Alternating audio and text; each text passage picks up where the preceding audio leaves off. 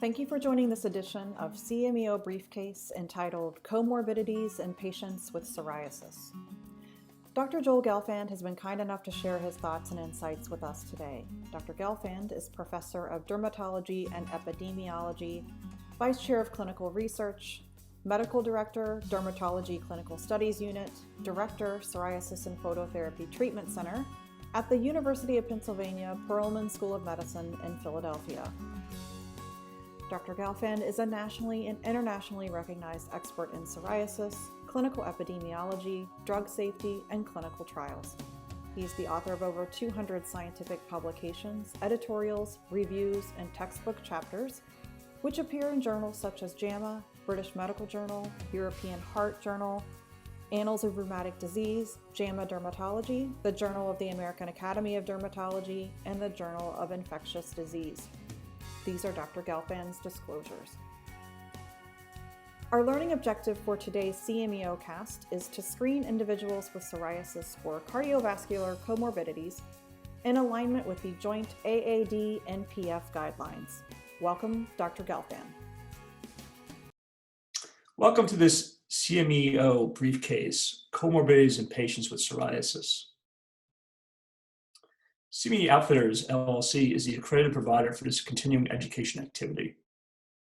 CME Outfitters gratefully acknowledges the educational grants of Celgene and Novartis Pharmaceuticals Corporation in support of the CME CE activity. I am Joel Gelfand. I'm a professor of dermatology and epidemiology at the University of Pennsylvania, where I also am the director of our clinical trials unit and director of our psoriasis and phototherapy treatment center. Today, we're going to talk about comorbidities in patients with psoriasis. So our case study today is a patient named John. He's 49 years old, has a BMI of 32.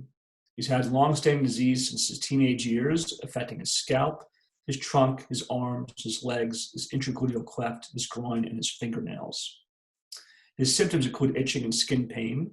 His prior treatments included methotrexate, but that was stopped as he developed abnormal liver function tests. His current medication is adalimumab, was recently discontinued due to a loss of treatment response.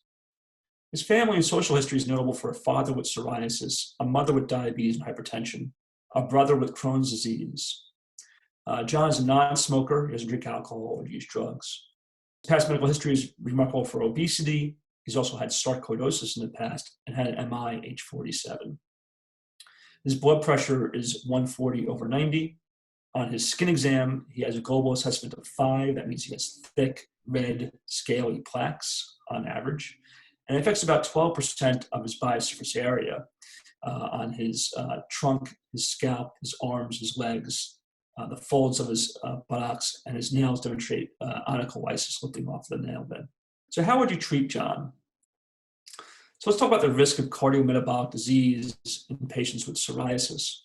What we know from the literature is that people who have more severe psoriasis, moderate severe disease as this patient has, that they have an increased risk of major cardiovascular events and mortality independent of traditional risk factors, resulting in about a 5-year reduction in life expectancy.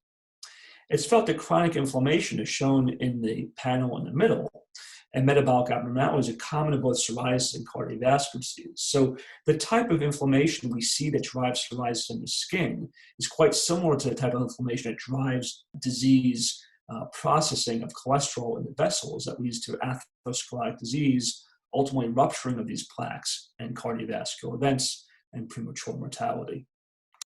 Now, this slide is newer data from my research lab, looking at a prospective population of about 9,000 patients from the United Kingdom, where we're following them through their primary care electronic medical records.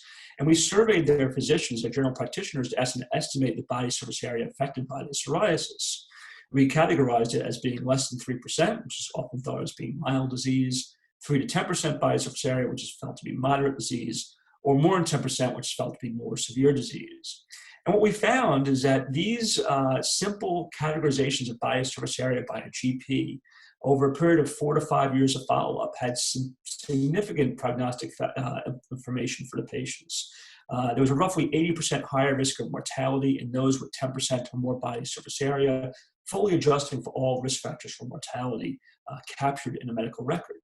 On the right side of the screen is a risk of developing diabetes over time. And again, a clear dose response As you go from more mild disease to more severe disease, you have an increasing likelihood of developing diabetes over the ensuing 4 to 5 years of follow-up, independent of all the risk factors in the primary care database. This includes things like their body mass index. And so these data have led to the 2019 joint AAD-NPF guidelines about psoriasis and cardiovascular disease comorbidity. And these were really a paradigm shift forward. Never before has the AAD issued guidelines that specifically targeted screening of comorbidities in patients with psoriasis. And really what we're recommending here is primarily ensuring that patients have a cardiovascular risk assessment, that we're screening for hypertension, diabetes, hyperlipidemia according to national guidelines. And that should be done for all patients with psoriasis. And it really should be that either we as the clinicians do it, or we could ask them to go back to their primary care doctor for these assessments. We should consider earlier and more frequent screening for these traditional cardiovascular risk factors in patients who are candidates for systemic therapy or phototherapy, or who have psoriasis involving more than 10% body surface area. And again, that's based on the data I showed you earlier, that as your disease is more severe, the clinical significance of these associations increases. We also recommend that when considering the use of a statin in a patient with psoriasis, that risk models be adapted by introducing a 1.5 multiplication factor when a patient meets criteria for either disease severity greater than 10% body surface area or being a candidate for systemic or phototherapy. Essentially what this suggests is that a person who has sort of borderline risk for a cardiovascular event, more likely than not, should be on a statin. Because we know these models that are out there to predict cardiovascular disease don't include non-traditional risk factors like psoriasis, rheumatoid arthritis, for example. And then, of course, we recommend that if they have existing cardiovascular risk factors, that they should be managed according to national guidelines, trying to achieve the accepted targets of these cardiovascular risk factors. Now, in almost all cases, this will be done by the patient's primary care doctor, but it's an opportunity for us as clinicians, as dermatologists, to reemphasize to patients the importance of having their traditional cardiovascular risk factors managed. So, for example, the patient we're talking about today, he has a history of a myocardial infarction and his blood pressure is in a hypertensive range. So usually what I tell them is say, go to the pharmacy, stick your arm in the machine and see what your blood pressure is. It should be 120/80 or less. If it's not, then you have to speak to your cardiologist or your primary care doctor, have it evaluated, because a lot of the patients will have so-called white coat hypertension and be a little more elevated in our offices than they are in their own communities. Now, these are the American College of Cardiology, American Heart Association guidelines that came out just shortly before the AAD-NPF guidelines. And these are about who should go on statins to prevent atherosclerotic cardiovascular disease. And what was striking about these guidelines is, again, for the first time ever, psoriasis was listed as a cardiovascular risk enhancer. And so what the cardiology community is saying is that in decision-making, there's additional enhancers that you want to think about. Family history, chronic kidney disease, which a lot of our patients with psoriasis will have, metabolic syndrome, which many of our patients with psoriasis have, or having inflammatory disease like psoriasis. These are things that will lean you towards considering using a statin when people are borderline risk. So essentially the way it works is that people who are in their age 40 to age 75, that's the people in whom a risk calculation is done using one of the online risk calculators based on things like their cholesterol level, their blood pressure, things of that nature. Things are easy to calculate.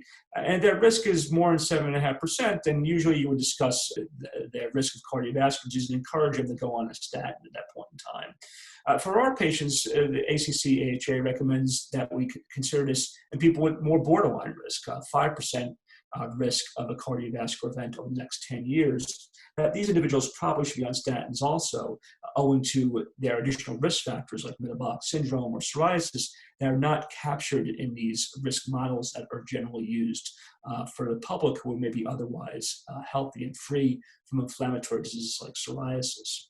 Now, there's been several approaches trying to understand the effects of our therapies on cardiovascular disease in people with psoriasis. And there's two broad approaches: cardiovascular biomarker studies, be they observational or randomized controlled trials, or studies of events MI, stroke, or death, which also are either observational in nature or randomized controlled trials. Now, we know that the gold standard is really randomized controlled trials of events, and that's ultimately where we want to get our best data from. But certainly these other approaches are informative as well. So this is an example of meta-analyses that have been done of TNF inhibitors, which have been shown to be cardioprotective in rheumatoid arthritis and psoriasis, as again, meta-analyses of observational data. Similarly, methotrexate has been shown to be cardioprotective. This is a slide showing its benefits in rheumatoid arthritis, but there's also demonstrations in the psoriasis population as well, suggesting that those who go on methotrexate with psoriasis are less likely to ultimately have a cardiovascular event. Okay, now this data that I showed you was from observational studies. We know there's always concerns about confounding forms of bias that could result in spurious findings, right? So it could be that people who go on TNF inhibitors and methotrexate, maybe they're just healthier and patients not getting these therapies, and that explains why they have a lower risk of cardiovascular disease. So to look at this, there have been meta-analyses done of clinical trials in the psoriasis population where some of these patients are getting placebo for first, say, 12 to 16 weeks. And what you see is that for none of these classes of agents we use, TNF inhibitors, IL-17, or ustekinumab, similar analysis has not yet been published for the straight 23s. None of these agents have a statistically significant difference in cardiovascular events in the placebo period. And this is not a terribly surprising finding. A lot of this is the fact that cardiovascular events are statistically rare. You need thousands of patients. And usually it takes a good 2 to 3 years before you start seeing a separation of the event curves between treated patients and non-treated patients. So you wouldn't really expect to see a whole lot of difference in the first 12 weeks. That being said, the point estimate seems to suggest potentially TNF inhibitors are protective. Point estimate of 1 for IL-17 agents shows totally neutral finding. But again, look at the 95% confidence intervals. We really can't rule out a very high increase in risk or a very strong protective effect. Again, reminding us that these are not adequately powered analyses.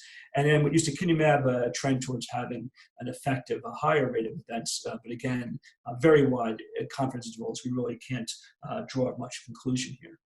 Okay, so really where we want to be then is in adequately powered, large, longer-term clinical trials that look at cardiovascular events.